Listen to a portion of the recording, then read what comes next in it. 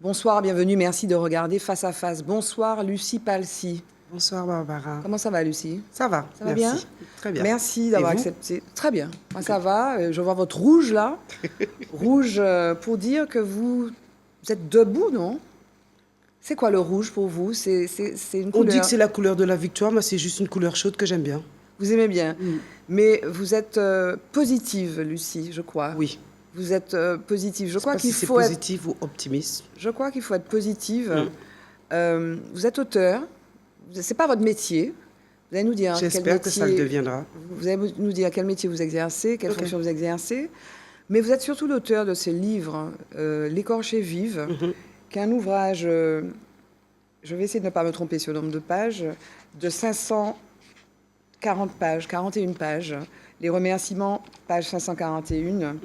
Je veux en lire quelques extraits avant toute chose. Et puis on va parler du livre, parce que ces remerciements interrogent.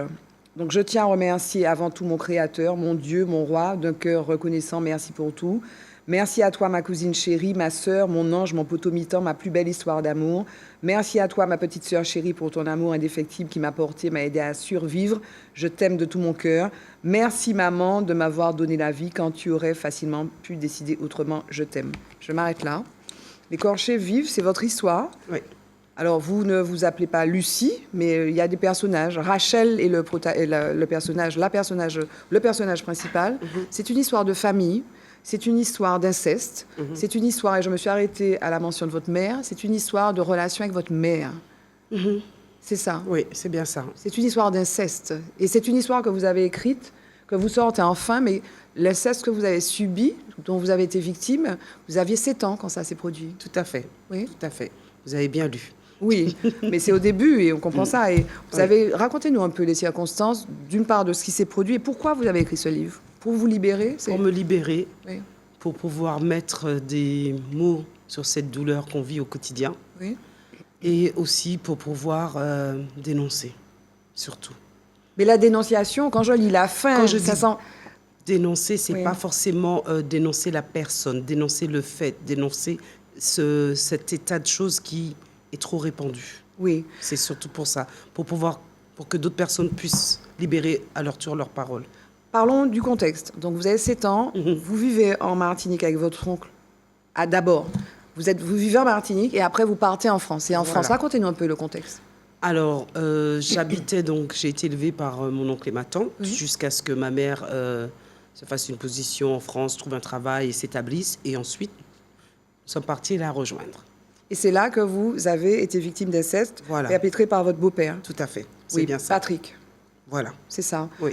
Et comment ça se passe? Parce que cette parole, alors vous proférez la parole, vous dites ce qui vous est arrivé. À quel moment vous le dites d'ailleurs?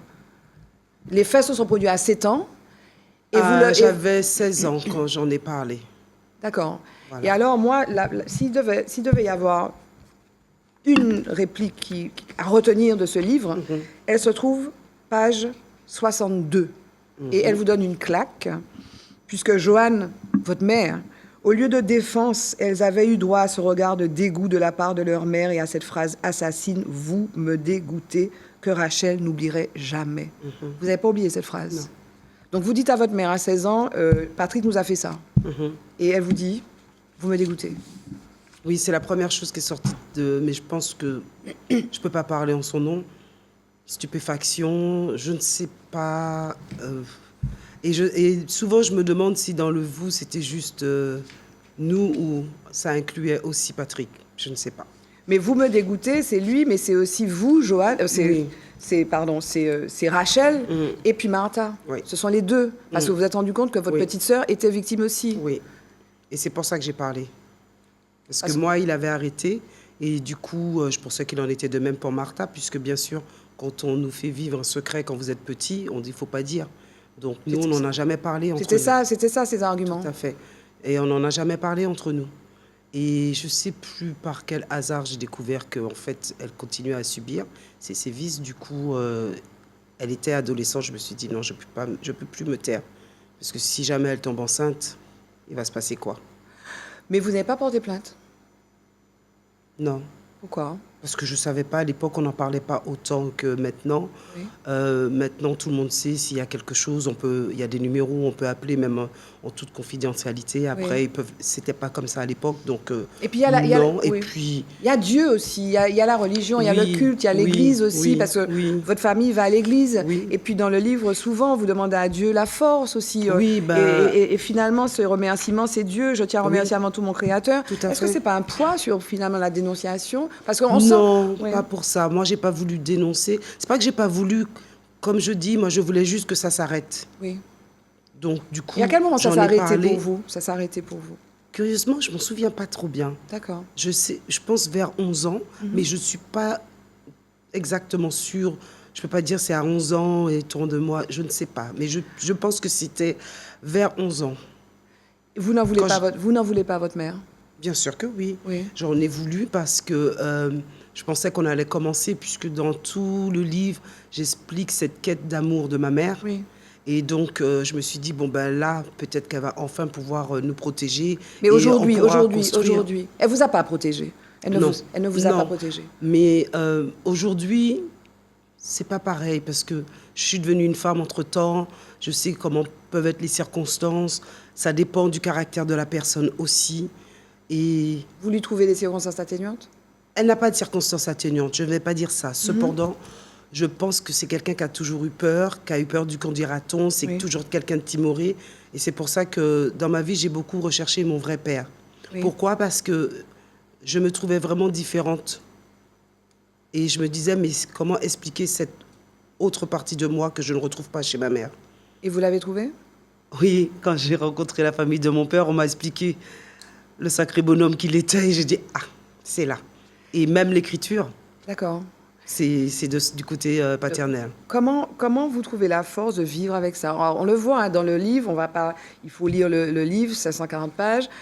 Vous racontez une histoire d'amour aussi après avec Oui, Tristan. Tristan. Mhm. Il y a une histoire d'amitié aussi. Ouais.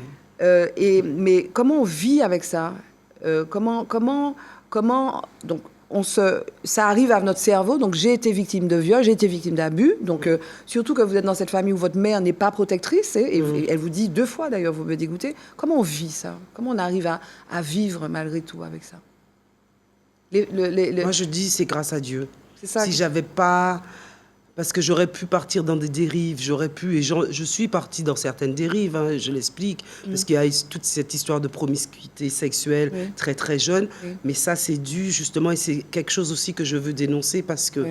quand vous forcez des enfants trop tôt à connaître des choses qu'elles ne devraient pas connaître, Mais c'est un crime. ben c'est hein, c'est un crime, et Oui. c'est surtout la porte ouverte à du n'importe quoi.